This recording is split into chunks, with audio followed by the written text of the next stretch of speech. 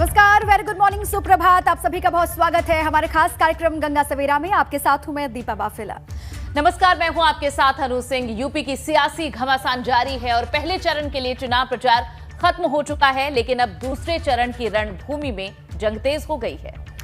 दूसरे चरण के 9 जिलों में दिग्गजों ने पूरी ताकत पहले लगाई। अब तीसरे चरण का जो रण है वो आगे बढ़ रहा है। 16 जिलों की 59 सीटों पर दिलचस्प लड़ाई देखने को मिल रही है। बिल्कुल, और एबीपी गंगा आपको यूपी चुनाव से जुड़ी हुई हर बड़ी खबर दिखाएगा। इसका अपडेट आपको दिखाएगा। सूबे की सियासत से जुड़ी हर तस्वीर हम आपके सामने रखेंगे। तो चलिए करते हैं बुलेटिन की शुरुआत, गंगा सवेरा की शुरुआत।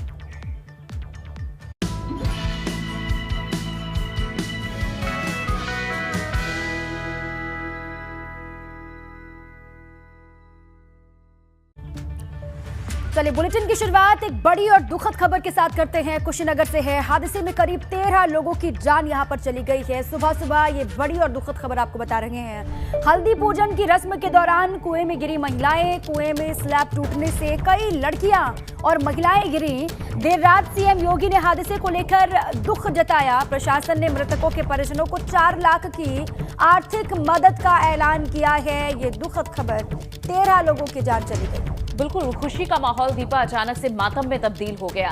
बताया जा रहा है कि महिलाएं हल्दी की रस्म के लिए कुएं के स्लैब पर खड़ी हुई थी और उसी वक्त ये स्लैब टूट गया, जिस वजह से यह हादसा हुआ है। ये दर्दनाक हादसा हुआ जिसमें 2 बच्चों समेत 13 महिलाओं की मौत हो चुकी है, जिसके बाद अब पूरे इलाके में कोहराम मचा है। सीएम योगी ने भी हादसे पर दुख जताया है। इसी बीच जिला प्रशासन ने मृतकों के परिजनों को 4-4 लाख रुपए की आर्थिक मदद देने का ऐलान भी किया है। हादसे के बाद स्थानीय लोगों की मदद से पुलिस ने किसी तरह रेस्क्यू कर कुएं से शवों को बाहर निकाला। ग्रामीणों की मदद से ग्रामीणों का यह आरोप है कि काफी देरी से भी राहत उन तक पहुंची है। और देखिए, अस्पताल में जहां सभी शवों को पहुंचाया गया, और लाजमी है कि कुछ समय पहले ये पूरा परिवार, सभी लोग इस इलाके के खुशी के माहौल में खुशियां मना रहे थे, शादी की रस्में अदा कर रहे थे, लेकिन अचानक से हादसा हुआ जिसमें कई महिलाओं की, लड़कियों की जान गई है। और लोगों में कुछ गुस्सा भी है। उनका कहना है कि जैसे ही हादसा हुआ तुरंत प्रशासन को इसकी सूचना दी गई, लेकिन कई घंटे तक इंतजार करना पड़ा राहत के लिए। तो कमिश्नर साहब यहाँ है, उसके अलग से जांच करा लेंगे। अभी फिलहाल ज़रूरत है कि जो बेस्ट पॉसिबल रिस्पांस हो सकता है परिवार को और अन्य परिजनों को, उनको हम दें। उनके साथ शासन प्रशासन के साथ सहानुभूति है। सभी लोग, हम लोग इसीलिए यहाँ आए हैं कि हम उनके साथ खड़े हो सकें इस वक्त में, और कोई कसर अगर सहायता में ना रहे, इसका हमारी तरफ से पूरी प्रयास हो। सर, सभी वरिष्ठ अधिकारी यहाँ हैं, तो सर मृतकों में महिलाओं की संख्या, बच्चे भी हैं क्या? 1 साल की बच्ची से। उम्र के बारे में मैं अभी आपको कंफर्म नहीं कर सकता, मेरे पास नेम और एज का कंफर्म डिटेल्स नहीं है, बट 15 से 20 साल में ज़्यादा बताए जा रहे हैं, और 30-35 की उम्र की भी कुछ महिलाएं बताई जा रही हैं। आपको थोड़ी देर में सर, कोटवा सीएससी पे जो अधिकारी नहीं, ऑलरेडी सभी डिटेल्स बता दिए हैं कि ये बहुत दुखद घटना है कि मतलब इतने लोग उस कुएं के ऊपर खड़ा नहीं होना चाहिए था। ये उसके वो स्लैब जो गिरने की वजह से ये घटना हुई है। अभी जो संज्ञान में जो आए हुए हैं कि जो यहाँ की जो नज़दीकी सीएचसी में जो डॉक्टर प्रेजेंट नहीं थे, वो संज्ञान में आए हुए हैं। उनके खिलाफ कार्रवाई के लिए हम शासन को लिखेंगे। और दूसरा चीज़ है, जो जिला अस्पताल में भी भेजा गया है, वहाँ पर भी हम लोग उनका इलाज के लिए पूरा व्यवस्था किए जा रहे हैं। और जो शासन के द्वारा और प्रशासन के द्वारा जो भी सहयोग उनको मिलना है, वो सब के लिए मैंने जिलाधिकारी को भी आदेशित किया हूँ। तो मुझे विश्वास है हम लोग कल सुबह तक उसका भी व्यवस्था। सर, 1 साल पूर्व जितने कुएं थे जनपद में, सबका सर्वे कराया गया था और मरम्मत के लिए पैसा भी ग्राम प्रधानों के खातों में आया था, लेकिन मरम्मत नहीं हो सका। क्या कहा जाएगा? ये एक्चुअली ये सरकारी कुएं नहीं है, ये इंडिविजुअल उनका कुएं है। इसमें क्या हुआ है, जो पहले दृष्टि से हम लोग देखने से पता चलेगा कि आपने भी देखा होगा कि वहाँ पे थोड़ा रिपेयरिंग वर्क कुछ दिन पहले हुआ होगा, 1 साल या 1.5 साल 2 साल पहले हुआ होगा। तो दीपा, काफी पुरानी ये कुएं होते हैं और यहाँ पर रस्में होती हैं, लेकिन इनके जर्जर होने से ही यह हादसा अभी तक दिख रहा है। आगे बढ़ेंगे कुशीनगर हादसे पर। सीएम योगी आदित्यनाथ ने भी दुख जताया है। उन्होंने ट्वीट कर हादसे में घायल लोगों को जहां समुचित इलाज के साथ ही आवश्यक मदद करने की अधिकारियों को निर्देश भी दिए हैं। सीएम योगी का ये ट्वीट है। दीपा। कुशीनगर के नेबुआ नौरंगिया थाना क्षेत्र में कुएं में गिरने की दुर्घटना में लोगों की मृत्यु पर गहरा शोक व्यक्त किया है सूबे के मुखिया योगी आदित्यनाथ ने। उन्होंने संबंधित अधिकारियों को भी कहा है कि तत्काल बचाव और राहत कार्य शुरू किया जाए, कोई भी कोर कसर न रहे, इसके लिए निर्देशित किया है सीएम योगी आदित्यनाथ।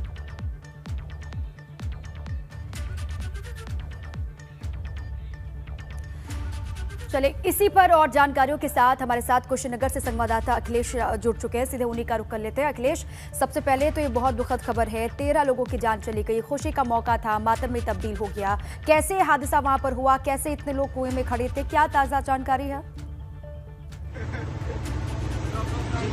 अभी कल देर रात करीब 9:30 से 10 बजे के आसपास से पहले, उसके बाद हल्दी से ठीक 10 मिनट आधे घंटे पहले एक देहात में कार्यक्रम होता है मिट्टी कोड़ने का, जिसको मटकोड़ बोलते हैं।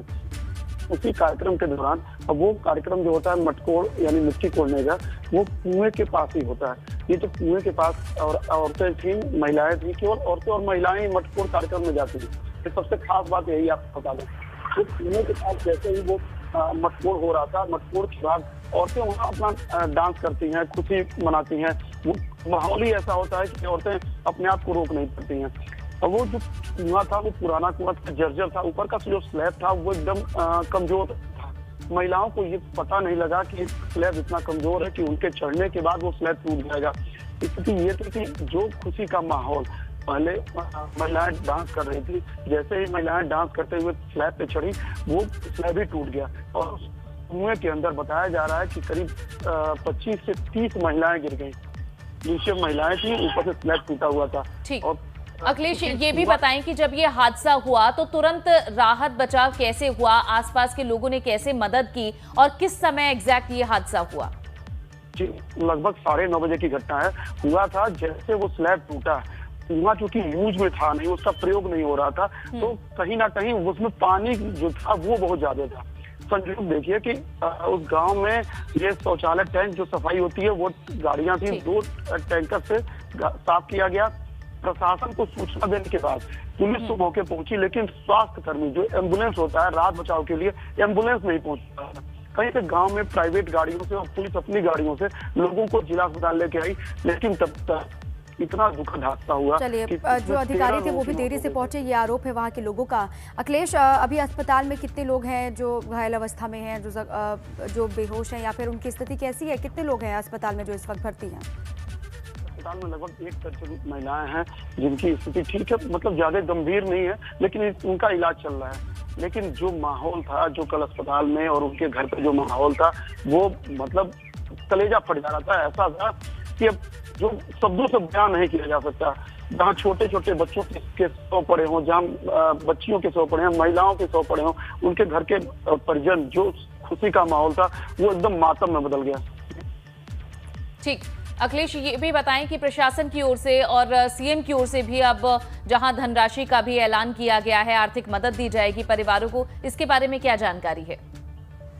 रात में जिलाधिकारी एसपी मौके पर गए थे। जिलाधिकारी लौट तो मीडिया से बात करते हुए उन्होंने बताया कि सीएम योगी ने आदेश दिया है तत्काल इनको राहत के लिए 4-4 लाख रुपए मृतकों के परिजनों को ये सहायता राशि दी जा रही है। और उसके बाद उम्मीद जताई जा रही है। ठीक है अखिलेश, बहुत शुक्रिया आपका पूरी जानकारी के लिए। अंदाजा लगाया जा सकता है कि उनके परिवार पर, परिजनों पर क्या बीत रही होगी। अचानक से खुशी का माहौल और गम में इस तरीके से तब्दील हो गया, मातम में तब्दील हो गया। किसी को भी कुछ समझ में नहीं आया जब ये हादसा हुआ। अब जो अस्पताल में है वो जल्द से जल्द ठीक हो, यही कामना सभी कर रहे हैं। बहरहाल आगे बढ़ जाते हैं, अब सियासी खबरों का रुख करते हैं क्योंकि चुनाव चल रहे हैं। आज से मुलायम सिंह संभालेंगे सपा के प्रचार की कमान, ये बड़ी जानकारी है। मुलायम सिंह समाजवादी पार्टी के संस्थापक हैं, अब से वो प्रचार की कमान संभालने वाले हैं। तीसरे फेज के लिए मतदान में आज उतरेंगे मुलायम सिंह, ये जानकारी है। सपा संस्थापक मुलायम सिंह मैनपुरी में प्रचार करते हुए आज से दिखाई देंगे। मुलायम सिंह की संसदीय सीट भी है मैनपुरी, और इसी मैनपुरी संसदीय सीट के करहल से अखिलेश ताल ठोक रहे हैं, और करहल सीट से अखिलेश लगातार अपनी दावेदारी मजबूत कर रहे हैं। अब जाहिर सी बात है कि संस्थापक खुद समाजवादी पार्टी के मुलायम सिंह यादव जब प्रचार करते हुए मैनपुरी में दिखाई देंगे तो दावेदारी अखिलेश यादव की करहल से और भी ज्यादा मजबूत हो जाएगी। बिल्कुल। और यूपी में चुनाव के 2 चरण बीत जाने के बाद मुलायम सिंह का अचानक से चुनाव प्रचार के मैदान में उतरने का ऐलान कई सियासी अटकलों को हवा भी दे रहा है। माना जा रहा है कि बीते 2 चरणों में सपा को कड़ी टक्कर मिली है। अब तीसरे चरण में खुद अखिलेश की साख दांव पर है। मैनपुरी की करहल सीट से अखिलेश चुनाव लड़ रहे हैं। उनके सामने भाजपा के एसपी सिंह बघेल मैदान में हैं।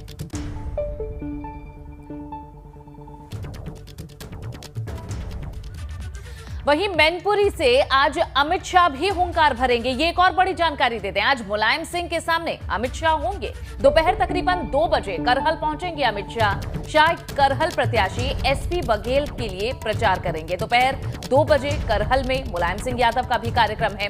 यानी कि जो 2 सियासी दिग्गज हैं वो अब आमने सामने होंगे। देखिए, ये जो सीट है करहल की, दीपा, ये हॉट सीट मानी जा रही है क्योंकि पूर्व मुख्यमंत्री यहां से चुनाव लड़ रहे हैं और केंद्रीय मंत्री एसपी सिंह बघेल यहां से चुनाव लड़ रहे हैं, जहां हाल ही में उन पर हमला भी हुआ और वो भी काफी सुर्खियों में रहा है। मुलायम सिंह यादव अखिलेश यादव के लिए चुनाव प्रचार करेंगे और गृह मंत्री अमित शाह उतरेंगे करहल में भाजपा के प्रत्याशी एसपी सिंह बघेल के लिए और लगभग समय भी आसपास ही रहने वाला है। तो ऐसे में मंच से एक दूसरी पार्टियों पर किस तरह के जुबानी हमले होंगे ये देखना होगा।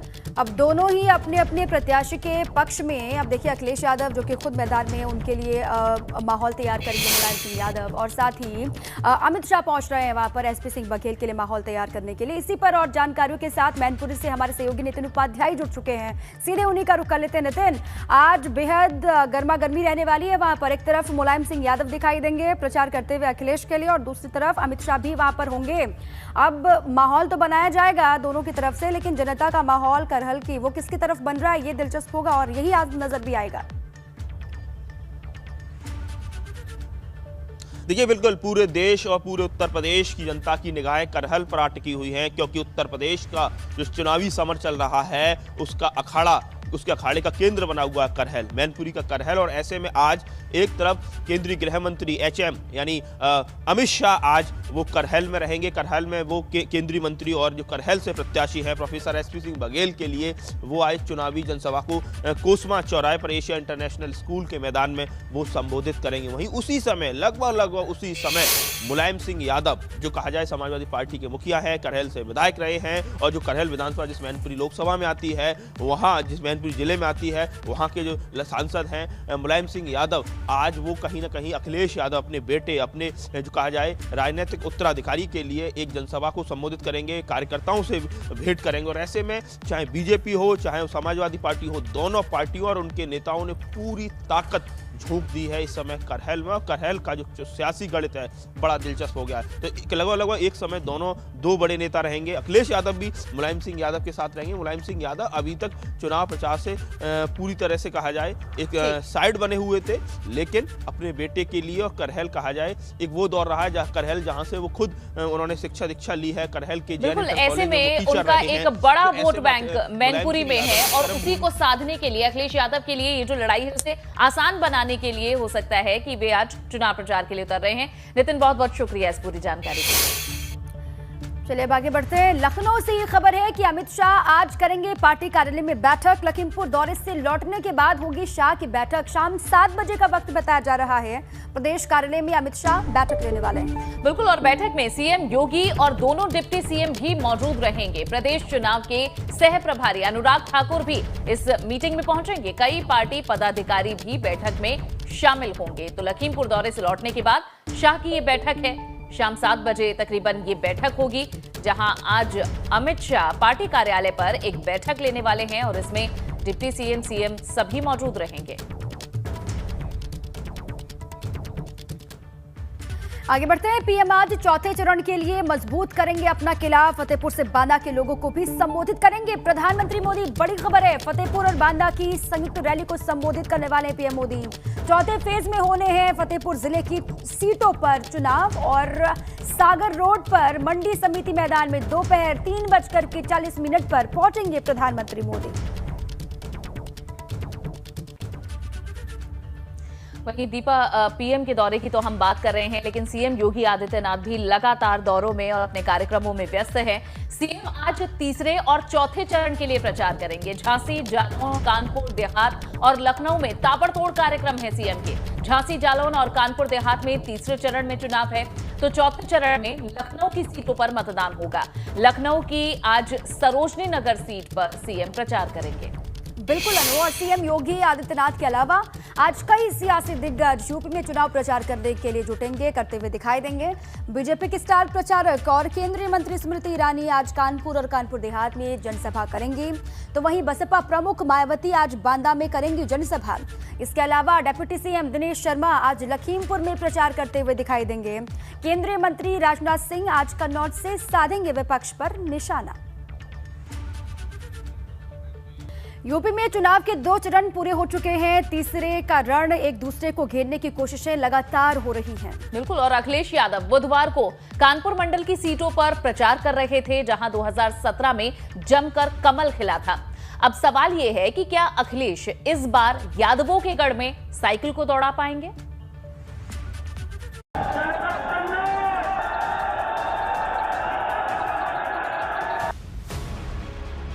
यूपी की तीसरी जंग, गर्मी के बाद भूत वाला तंज।